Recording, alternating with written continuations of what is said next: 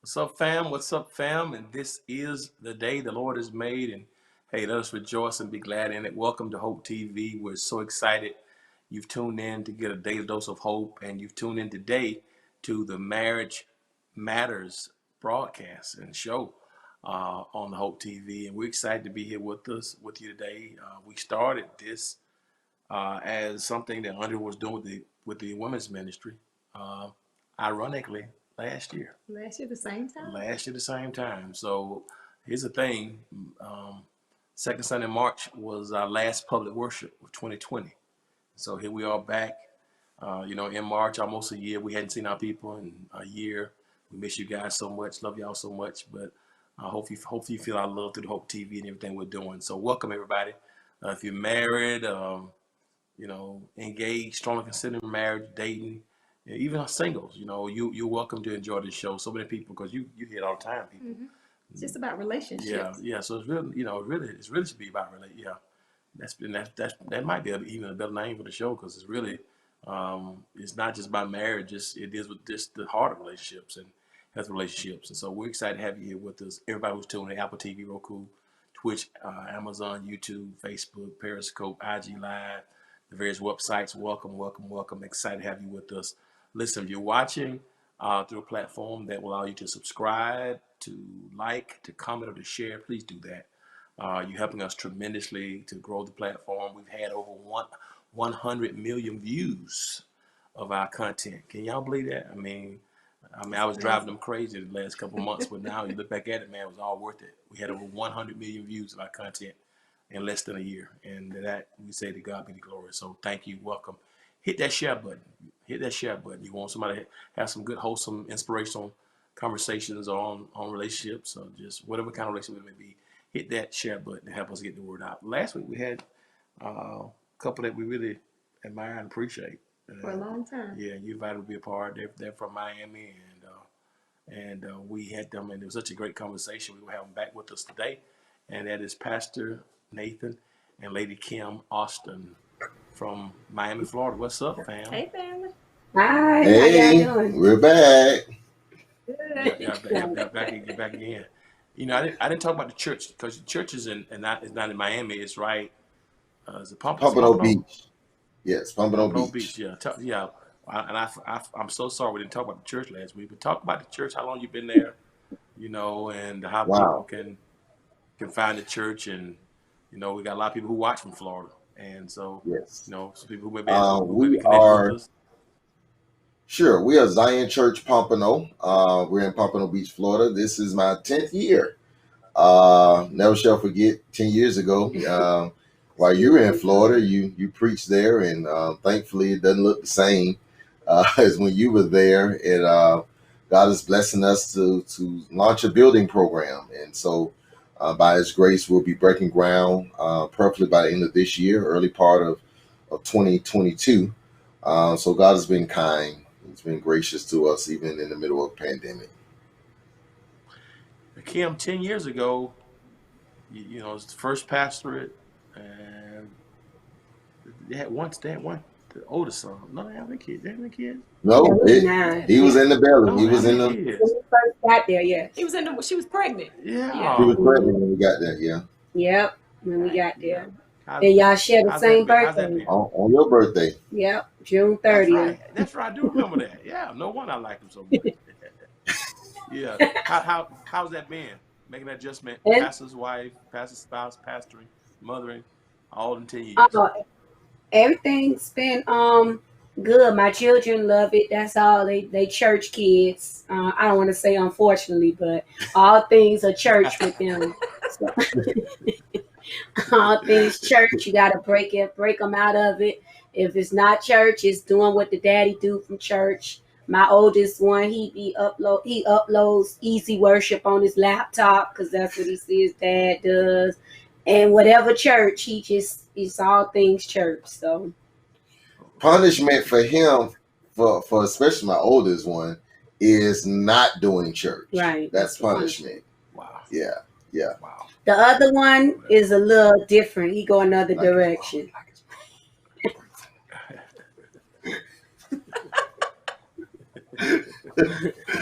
So listen, so Kim, I'm really gonna be praying for you during this building process Yeah. Oh, because it takes thank you. a toll.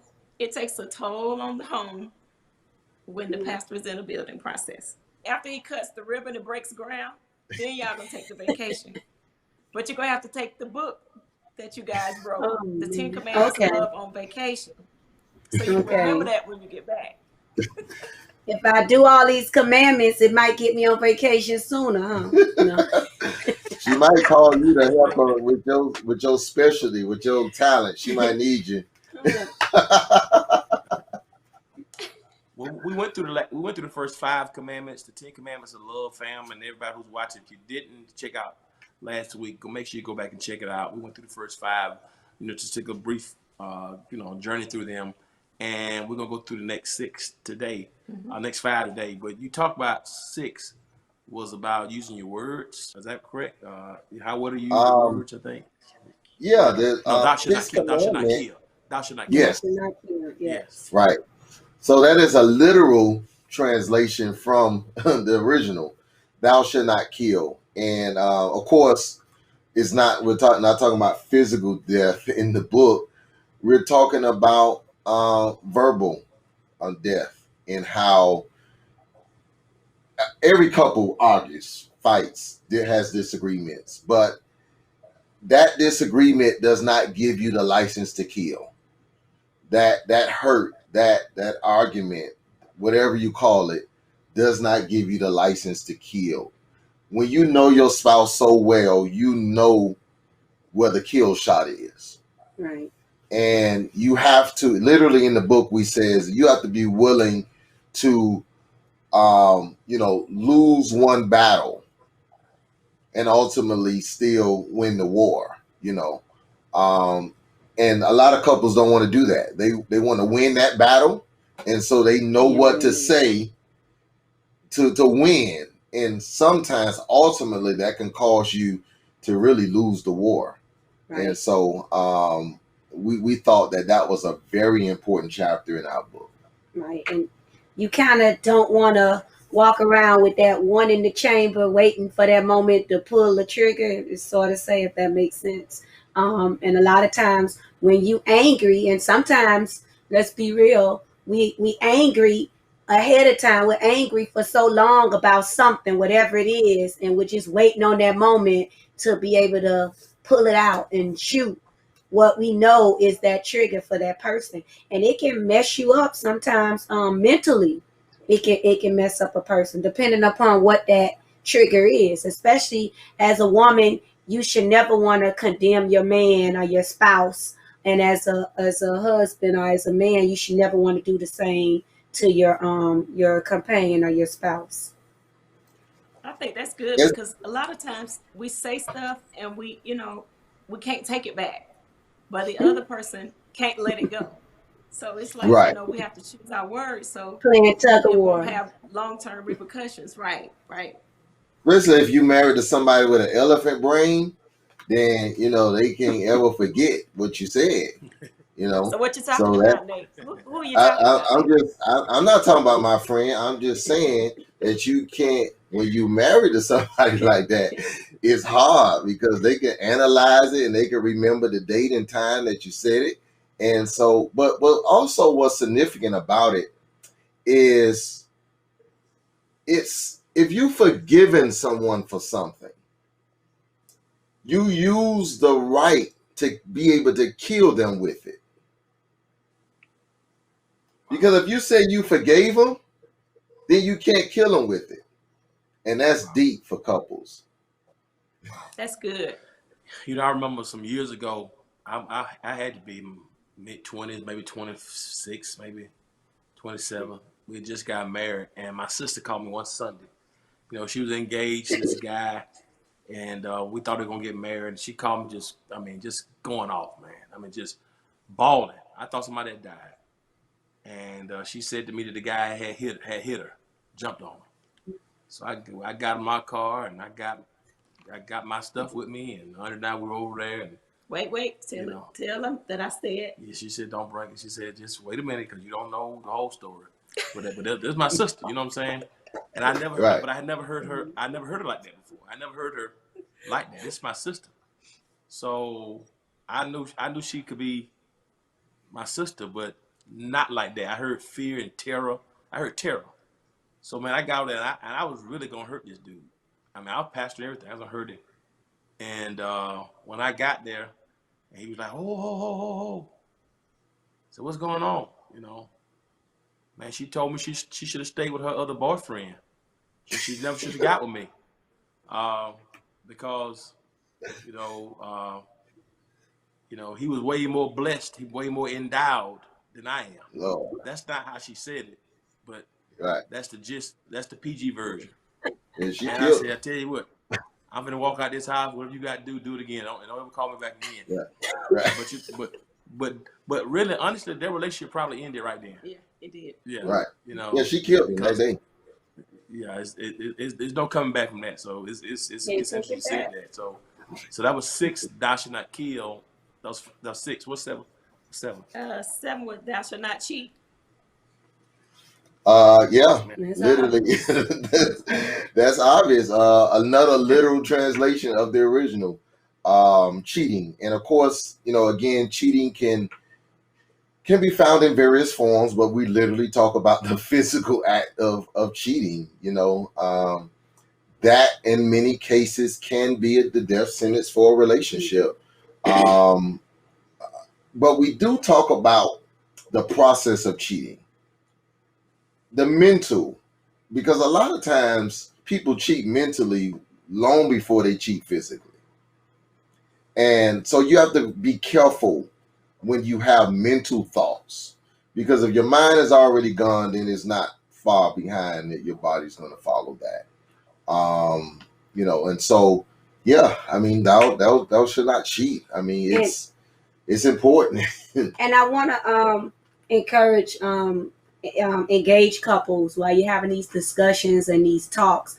Know what your points are. Know what your boundaries are. Have those discussions up front, so there's no misunderstanding about it, and you know which direction you want to go in when it's time to make decisions to go in those directions. So that's another reason that I encourage couples, people in relationships, to possibly get the book, read the book, and so you have an understanding of what direction you want to go in and when you need to be like Dewey's sister and check out sooner before you kill and do this other stuff.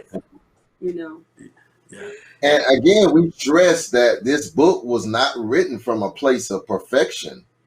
It was written in a place of pain. Mm-hmm. And so a lot of the commandments, we had to work through them ourselves. And so I think that's important for the audience to know, because oftentimes people read books and they're thinking it's coming from a perfect place, and it's not. It's still not perfect. It's still not perfect.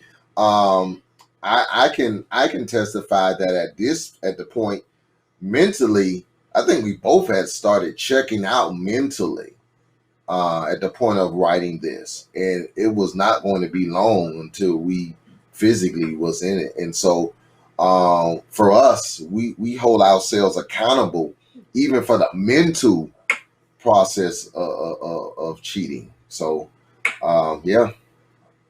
It's funny you said that. My brother and I had a conversation. He's finishing up his MDiv, Master of Divinity, and we were talking about some of the books and some of the professors, and I made a statement to him.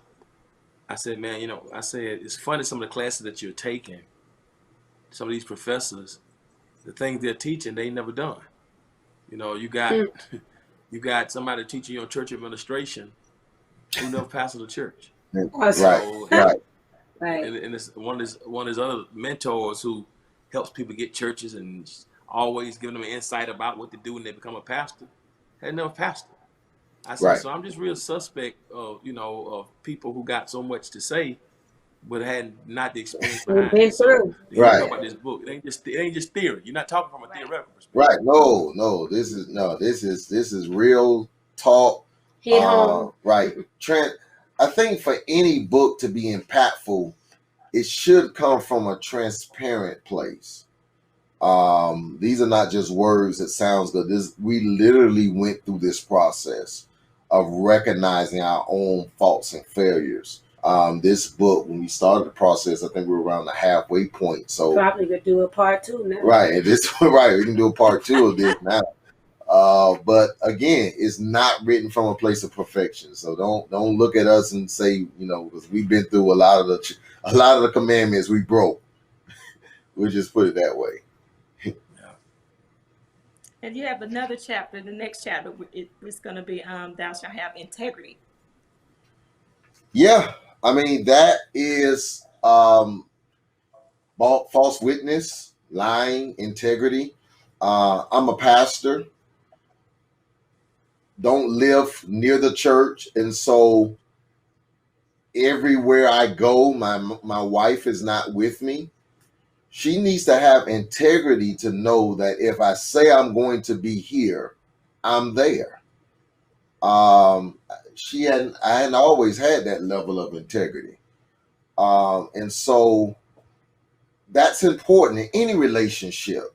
You don't want to be that woman or that spouse that has to check through cell phones and we don't have passwords in our phones, or nothing is locked. Because we have integrity. We want to feel that if I leave my phone down, I'm not going to jump into hives because I left my phone home and I got to stop everything I'm doing to go grab my phone before she goes through it. That's not integrity. And so that's important in relationships. It's not even a marriage. I mean, how many people do we see on a daily basis, if they don't have their phone under the mattress when they're sleeping, they can't rest at night. Right. I never wanted to be that type. Right. I lose everything anyway. So if I do something, it sure can't be in my phone enough. I've been and got caught. I lose mine every day. I lose mine every day. Right. Right. And even with the integrity, it's really important because, like he mentioned, social media has destroyed a lot of people and a lot of relationships, and you shouldn't even want to see yourself in the light once you put something out there. Sometimes your spouse's or your companion's action, it has to bring about an evaluation of yourself. Whether they're right or whether they're wrong. If you're being truthful with yourself, you kind of evaluate, like, how did we get to this point, or what did we do, or whatever.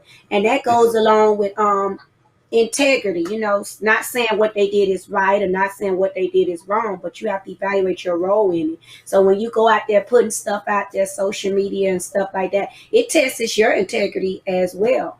And I misspoke. That's the thou shalt not steal is integrity. Right. The next one deals with something else, but I misspoke on that. But stealing is integrity. If someone can't leave something by you and they can't trust you with it, then you lack integrity. Yeah. But again, integrity is just very important in a relationship. Yeah, and I think that's important not only for couples. I think that's important in life. Whether it be, a work relationship with your children.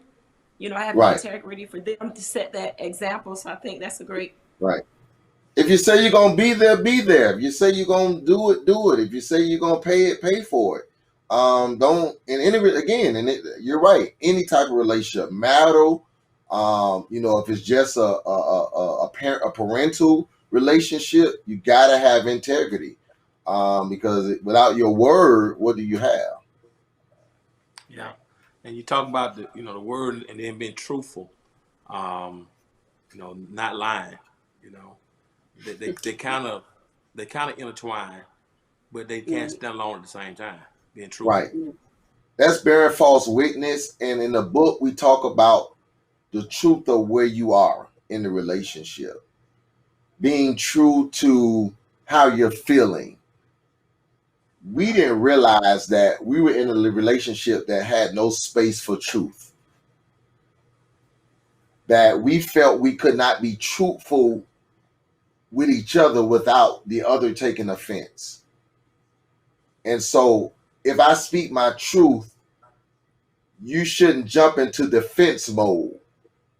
You have to respect that that's my truth, even if you don't feel it's the truth, but it's the truth the way I see it. And we may have to discuss or argue a lot of times about that, but it's my truth. If it's your truth, then you have to respect that. And so we did a little twist on it, as you said, dude, because the two can't intertwine, but we wanted to make emphasis on the fact of your spouse, your mate, has to be willing to tell you the truth. Because I don't want, neither one of us want the truth to be told to boyfriends and girlfriends, and because they can run with it and manipulate it. But we have to be truthful with each other. And so we think that that's imperative in a relationship. Right. He always says, one of the things he says is, his perception is his reality. So regardless of how, I feel, if I made him feel a certain way, his perception is his reality. And sometimes we don't consider that when we're thinking about the other person. So I think that's an awesome thing to talk about. Yeah. Right. It's your truth. And my biggest thing was at the time, when I tell you my truth, accept it, deal with it. Don't try to analyze it and try to tell me why it's true but not true, based on your perception, because my perception is my reality, and that just that kills it every time. I told you my truth and you trying to analyze it, and when it get a yeah but or just something there, some kind of conjunction that just let here we go. And that's the most frustrating part, because that's when they're not hearing you. They saw the words, they got the words, but they're not hearing what the words mean and valuing what you are saying. And even though they may value you and love you and all at the same time, but you don't value my words and my feelings, then that says a lot. You calling BS before I can even get the whole thing out. You don't cut me off. That don't tell all my business. Right, now you gonna be telling it all now. I'm just talking in general how stuff happen with couples. So. I know I've been guilty, and many people that are watching this can probably testify to this. I've been guilty of trying to talk her out of her truth, because I don't want to hear it. I don't think that's the truth. So I would try to talk you out of that truth. But in reality, if it's her truth, I have to respect it. And sometimes it's worth investigating how they arrive to that level of truth. And so marriage is work, man. Relationships are work. It's not just a cookie cutter. The introduction of the book is not luck. That's how we introduced the book. That we didn't just luck up on 18 years. It's been work. Right. And so people think that it's lucky. No, it's more than luck involved in it, And a lot of people just not willing to do the work, and that's the problem. The thing about it, I think something you said was very key. That for everybody who listened, the truth can't hurt. I think what's significant and what's most important, the intention can't be to hurt. And that's what the heart of the person is. It's like, is this person trying to hurt me? Are they trying to share their heart, or are they trying to break mine? And I think a lot of times, before you can really receive, it's like, are they trying to share their heart with their truth, right? Or are they trying to break mine? And I think to answer that question sometimes can help you to take the truth more, but the truth can't hurt, and right, it can't. We can't use it to kill. Exactly. Yeah, go back to the 6 commandments. Yeah, put those right. It all starts flowing together. And do it. We have, as preachers, we have the perception of knowing how to. There's some truths we got to tell in the pulpit, but we have to, as the Bible teaches us, say it in love. It's the truth, certain things about marriage, male and female, it's the truth. But we know we have some people, when we say this, it's going to offend some people in our congregation, but it doesn't stop us from telling it. It may teach us how to approach it better. And so there are times where we have to understand that this truth is going to hurt the other person. So let me figure out how I can tell it without it being a kill shot. Yeah. Even though it's the truth. That's good. Right. And then we're going to hit the last one, which is be content with what you have. So on that So one, are you talking about, I mean, materialistically, or are you talking about what you have between you guys, or how's that handled in the book? both that commandment, thou shalt not covet thy neighbor's wife, being content with what you have, especially for men.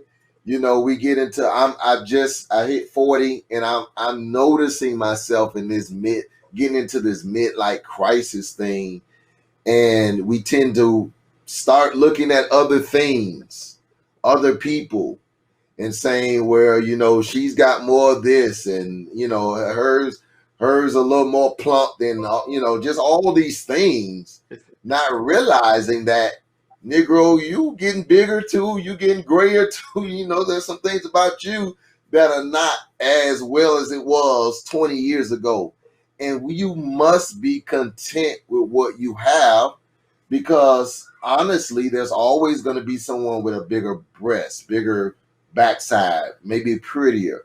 So if that's what you're looking for, that chase will never end. You have to be content with what you have and not try to covet what someone else has in a spouse. But we also talk about material things too, as a couple, knowing where you are financially, spiritually. Don't covet another relationship, trying to keep up with the Joneses, trying to vacation. You may can't vacation out of the country. You might just can go out of town. You got to be content with what you can do. If not, then your whole relationship together, be content together. I can't do what this. I might admire what they can do. We might can make that a goal one day, but we can't.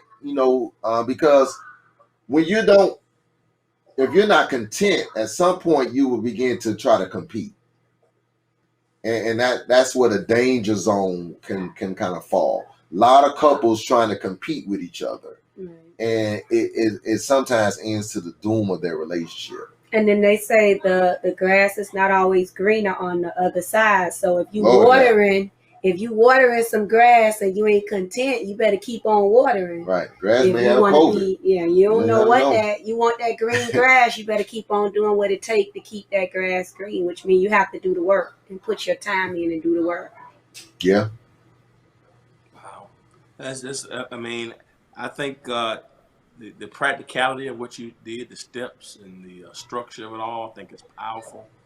And I just, it's. I mean, people can be really inspired and enriched by what you guys have in that book. I think it's powerful. I can't wait to get you guys to come and share some of this, at some point, even with the church here in Atlanta. So I'm grateful to you. What kind of testimonials or reports have you gotten from people who read the book so far? Wow, it's been amazing in this season. When we first released the book, of course, we released it to our members, and a phenomenal response. God has blessed us to be able to do matter workshops, and we're doing a lot more of those before the pandemic. But amazingly, since the pandemic, we've been doing a lot of virtual marital counseling, to the point where, I'm almost trying to see if I need to market this. We didn't realize that this quarantine highlighted a lot of flaws in a lot of relationships. And so we've been, spending time just trying to help couples in this reality, because when you were able, both parties were going to work, and it was so much separation that a lot of couples didn't realize that they didn't even like each other, in this season. And so this book is very practical. It's not long. I'm a very simple person. I'm not I'm an online book reader. I'm not that. So I wanted to write the book to where anybody can read it, whether you're an avid reader or a beginner reader. And so we wanted to make sure that it was very practical. That's one thing that everything we do in our church and our relationship is very practical. So it's not super deep. You can sit down, take notes in it. It's pages where you can literally write and compare notes. And so it's been phenomenal. Kim, how's it impacted you? It's had a first, it was it took me a minute to see the impact, because most, like he said, it was our members, and I'm like, yeah, they passed the wrote a book, So someone was gonna buy it regardless. So it was but we You be hating on the we people. Them people love me. we we did some marital counselings, and it started with some friends of ours that he married years ago, and they came back and they had been married a few years, and they were at the point we were at, and we kind of saw that, and they asked for counseling, and so they were like our first testers of the book, like true outside of the members and stuff. So he told them to go read it, and then he told me about it, and we talked about it, and then he shared it with them, and then to hear them and their feedback and their story being so similar to ours, and they were able to gain a lot of perspective, and we kind of had some of the same perspective from it writing it as we heard them. So that let me know that we were on the right track and we were doing good, and it wasn't just a member thing. And then so from there it began to grow, and we began to promote it with a lot of married couples or engaged couples, and we got a lot of inboxes about how it was and people that really liked it. And it made me feel real fulfilling when it was people from outside that we did not even know, and they began to say some of the same things. So that's always a good feeling. So you trust, they say poor is a frog that don't praise his own pond. So you take that at face value, but then when you get outside love and like and shares and things like that, that kind of lets you is more self-fulfilling. So That's great. Guys, this has been awesome. You want to say something? Okay. Listen, so tell us about how they can contact the church, and then tell us how to get the book. And man, Of course, it's definitely on Amazon. Type in the 10 Commandments of Love. It should pop up. Last time we were on here a few months ago, several people bought the book, and so we were honored about that. It's also on positiontoprosper.org/TCL. So that's our church website, Position to Prosper /TCL, which is the 10 Commandments of Love. And certainly you can purchase it there. And if there are pastors or other ministries that want to bring us in virtually or in person, if you're in a COVID-free environment, we would love to share our experience with you. We're a very fun young couple, and we just like to help couples. Again, it's not just for married couples. It's for people that are dating, single, thinking about it. You want to read this book, especially before you say I do. Thank you for sharing the past 2 weeks. We bid you Godspeed. And I thank a lot of you both and your family and your ministry, and just thanks for spending this time with us, and hope that God's blessings continue upon you and everything that you touch, your business, family, and ministry. God's going to keep you strong. Thank you so much. We love you guys as well. Family, you've been watching this episode of Marriage Matters with the Austins. Please go get that book. The information is on the screen. I want you to get it, support it, and share it with somebody who you know can be encouraged and inspired by it. We appreciate you being a part of Marriage Matters, and on behalf of Andre and I and Hope TV, thank you for being a part, and we're going to log off and close this session out. But as always, remember this: if you will be good to God, then God will be good to you. Till next time, peace. Bye. Bye. Get the book.